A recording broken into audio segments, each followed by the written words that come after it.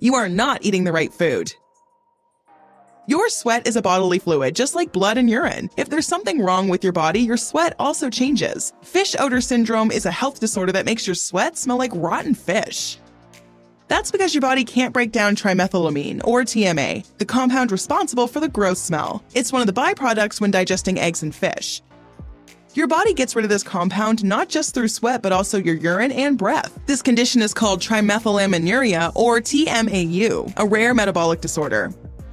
There is no cure for TMAU, but you can reduce its effects by avoiding certain foods and supplements containing lecithin. Some of those foods include cow milk, shellfish, eggs, peas, peanuts, chicken liver, etc.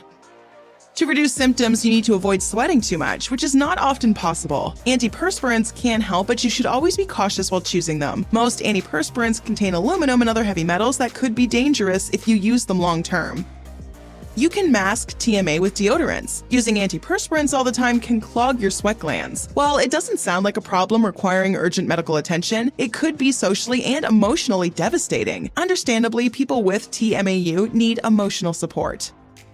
You have hypoglycemia.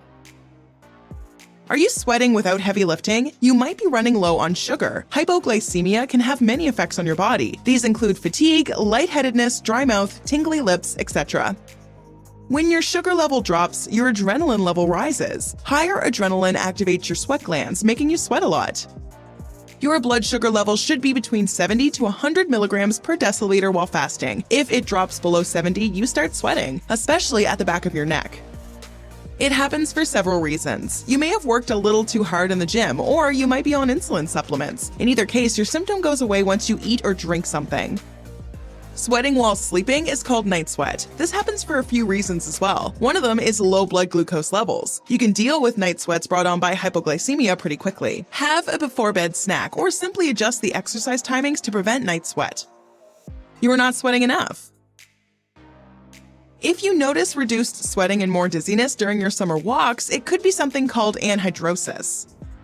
Anhydrosis is the inability to sweat normally. This can be very dangerous. When you're not sweating, your body can't cool off naturally. If you continue without rehydrating, you risk illnesses like heat exhaustion or heat stroke. Move to a shady or air-conditioned space and have something cool to drink. This should be something without caffeine or alcohol. If you're not feeling any better after a while, call for emergency medical attention. Longer-lasting anhydrosis may be due to nerve damage, medications, or an inherited condition, increasing the risk for heat illness and heart problems. Just because you don't feel moist and clammy doesn't mean you're genuinely not sweating. Most of us produce 43 grams of sweat every day, not counting those puddles you make when you work out. Bring it up with your doctor if you notice an actual drop in your sweat production. Your sweat has feelings.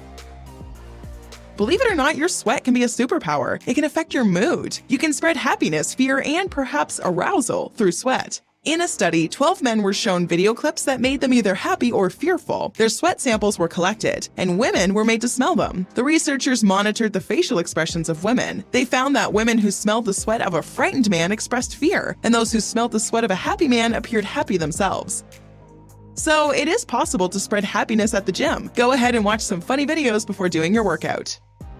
This might be because any change in your body affects the composition of your bodily fluids. Sweat is one of them. When you're happy, your sweat has happy hormones. The same goes for when you're scared.